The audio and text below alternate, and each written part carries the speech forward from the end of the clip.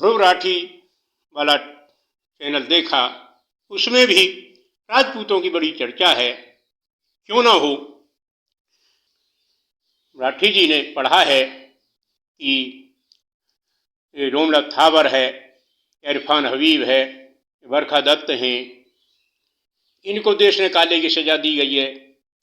लेकिन क्यों दी गई है, इस पर थोड़ा गौर करो। यूट्यूब चैनल चौपाल मारहेरा के माध्यम से श्रीपाल सिंह आपका स्वागत करता है। आज का विषय है हमारा कि औरंगजेब का नाम आते ही राजपूतों की मूछें क्यों तन गई। औरंगजेब एक ऐसा आताताई जिसका नाम यहाँ के क्षत्रिय समाज में एक साथ ही घृणा के साथ लिया जाता है। मोदी जी ने यह एक पासा फेंका राजपूतों को खुश करने के लिए।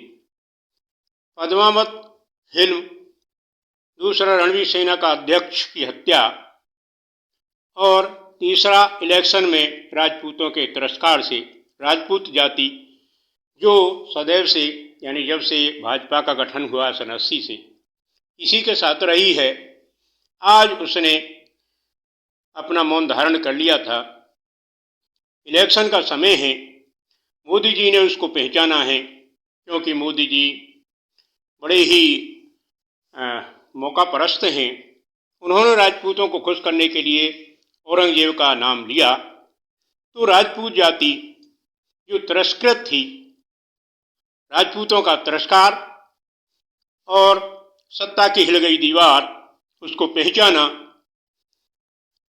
ये औरंगजेब वही औरंगजेब है जिसने यहाँ मनोजनेऊ और सिरमुंड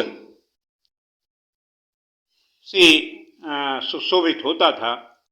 उसका यही प्रण था कि एक मन जनेऊ रोजाना आने चाहिए।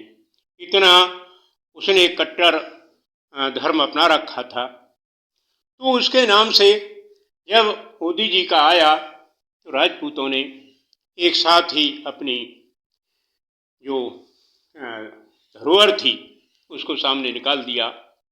मोदी जी ने भी उसको पहचाना। इलेक्शन में उनको जरूर फायदा हुआ। जो 60% से वोटिंग कम थी वो 60% से ऊंचा पहुंच गई। निश्चय ही बीजेपी की तरफ को रुझान हो गया। इसी उसमें हम आगे कड़ी में चलते हैं कि जैसे जैसे औरंगजेब या राजपूतों पर कोई चर्चा होती है तो गौरवशाली इतिहास याद आ जाता है। पुराना इतिहास राजपूतों बगैर अधूरा ही रहता है। जिस समय वर्तमान में मोदी जी बगैर कोई भी इतिहास अधूरा है, तो चाहे कोई कॉमेडी, कोई पिक्चर, किसी प्रकार का हो, उसमें राजपूतों का जिक्र आए बगैर नहीं रहता। आज भी वही स्थिति दोहराई जा रही है। मैं किताब जो उन्होंने एक लॉ ऑपरेशन बुक देखी है, ऐसी किताबें संसार में बहुत हैं, अकेली किताबें नहीं पढ़नी चाहिए। राजपूतों के विषय में तो बहुत बहुत किताबें लिखी गई हैं। हमारे धर्म ग्रंथ को भी कहीं कुछ नायक और महानायकों को किसी रूप में दिखाया गया है। तो एक ही उससे यह निकाल लेना चाहिए निष्कर्ष कि यह सत्य है, जिसमें राठी जी ने पढ़ा है कि रोमनाथ थावर है, इरफान हबीब है, बरखा दत्त हैं, इनको देश निकाले की सजा दी गई है। लेकिन क्यों दी गई है, इस पर थोड़ा गौर करो। हमारे यहाँ कम्युनिज्मवाद या नक्सलवाद की जो गाड़ियाँ हैं वो पटरी से उतरी हुई हैं। ये जेएनयू के जो छात्र हैं, इनसे यही आशा की जा सकती है कि ये इसी प्रकार के राष्ट्रविरोधी वक्तव्य बोलेंगे। तो यहाँ जो चली आ रही है कि कहीं पर रोहिंग्या हैं, चेचन्या रूस में परेशान कर चुके हैं, झाओजियांग चीन में भी परेशान कर चुके हैं। ये जो मुस्लिम संस्कृति है, ये औरंगजेब की संस्कृति है। इसी को देख करके भारतवासी जो राष्ट्रीय सोच रखता है वो एक साथ ही अपने निर्णय पर अटल हो जाता है। किसी तरीके से भी जो बाहर लोग पहुंच गए हैं उनको भारत के विषय में भारत की ही किताबों का अध्ययन करना चाहिए, इतिहास को जानना चाहिए। सारा इतिहास यहीं की पुस्तकों में छिपा पड़ा है। यहाँ जो संस्कृति है, इस संस्कृति को संसार में अभी तक कोई मिटा नहीं पाया है। 1700 वर्ष जो मुस्लिम संस्कृति को हो गए हैं, आज भारतवर्ष में वो कहते हैं कि हमको 20 मिनट दे दो, 80 करोड़ों को हम काट देंगे। इनको पता नहीं है, इन्हें याद आना चाहिए कि अंतिम वायसराय बहादुर शाह जफर जो दिल्ली पर क्रांतिकारियों ने बैठा दिए, उनके विलासी स्वभाव ने, यानी जूते बांधने वाला फीते बांधने वाला कोई नौकर नहीं था, इसलिए दोबारा से देश को कब्जे में करवा दिया। यही भारत है जिसने अब्दुल हमीद को परमवीर चक्र दिया। यही भारत है जिन्होंने अब्दुल कलाम को जो मिसाइल मैन है राष्ट्रपति बनाकर छोड़ा। तो भारतवर्ष ने सदैव वीरों की जो सम्मान किया है। राठी जी ने जिक्र किया है कि भाजपा में मुसलमानों की कमी है।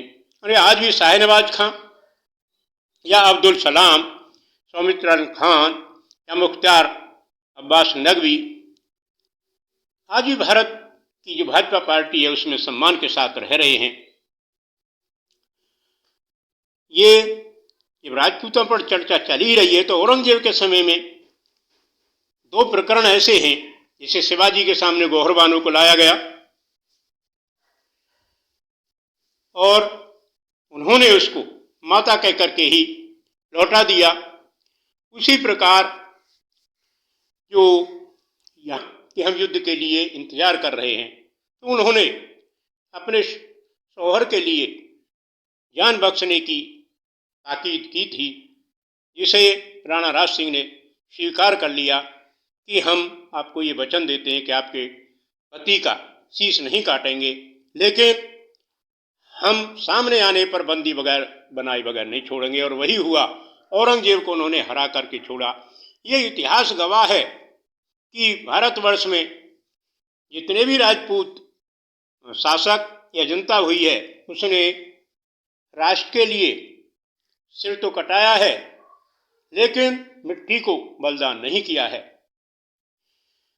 हम जो आजकल देखते हैं कि भारतवर्ष को बदनाम करने के लिए, भारत की सभ्यता को बदनाम करने के लिए विदेशों में लोग बैठे हैं और जिस प्रकार मुंह से बिटोरे के मुंह से कंडा निकलते हैं, उसी प्रकार समय समय पर भारतवर्ष के लिए उनके मुंह से जो अपशब्द भी निकलते हैं और उनकी नियत में भी खोट आता रहता है। आने वाले समय में यहाँ जो भी हमारे संस्कार हमको लेकर के जाएंगे वो हमारा इतिहास बनेंगे। हमारे पूर्वजों का इतिहास है। यहाँ आए हुए मुसलमान भी हमारे भाई हैं, कहीं बाहर से नहीं आए, उनके पूर्वज भी हिंदू ही हैं, लेकिन उनको समझ आने में थोड़ा देर लगेगी। समय समय पर ये अपना परिचय देते रहना चाहिए और दिया भी है। मगर यहाँ की जो परंपरा चली आ रही है उस परंपरा के अनुसार हम फिर भी निवेदन करेंगे सबसे कि उसको बनाए रखिए। अनाप शनाप किताबों से जो प्रेरक शब्द हैं या उत्तेजक शब्द हैं या कोई छेपक हैं उन पर गौर न करें। बहुत से जितने भी पिक्चर हैं, जो भी संचार माध्यम हैं, उनमें राजपूतों को बदनाम ही किया गया है। उनको खलनायक इस प्रकार का आतताई दिखाया गया है। उससे मनन करके चलना चाहिए। तो आज मेरा कहने का मतलब यह है कि मोदी जी ने औरंगजेब का जो नाम लेकर के राजपूत जाति को प्रसन्न किया है और इसका असर उनको तीसरे चरण में स्पष्ट दिखाई दे गया है। हम चाहते हैं कि वर्तमान के इतिहास पुरुष मोदी जी काफ़ी समय तक सत्ता में रहें और हमारे सम्मान को बचाए रखें। किसी प्रकार से भी जो उन्होंने हमारे देश के लिए इतिहास रचे हैं वह इतिहास ऐसे ही चलते रहें और उन पर किसी प्रकार का भी लांछन या कोई किसी प्रकार का दोषारोपण होता है तो वो भारतीय गौरवशाली जो नागरिक हैं, जो राष्ट्र से जुड़े हुए हैं, वो बर्दाश्त करने के लिए तैयार नहीं हैं। मैं बीजेपी पार्टी से भी यह इस तरीके से कहूँगा कि जिस प्रकार लेनिन ने समय का इंतजार किया था उसी प्रकार विपक्ष भी इसी इंतजार में न बैठा हो कि जिस प्रकार से टूट टूट कर बीजेपी में पार्टी आ रही है और वो दूध की धुली होते चले जा रहे हैं सब के सब, ये जनता की नज़र में एक गिरावट का संकेत है। तो साथियों, मेरा कहने का तात्पर्य यही है कि जो बाहर से सामग्री आती है, चाहे यूट्यूबर भेजते हों या पुस्तकें भेजती हों, उन पर ज़्यादा गौर न किया जाए। आज का भारतवर्ष बहुत अच्छी प्रकार से चल रहा है और संसार की जो युद्ध की ज्वालाएं हैं उनसे बचा हुआ है और कामना करते हैं कि इसी प्रकार चलता रहे। धन्यवाद और नमस्कार।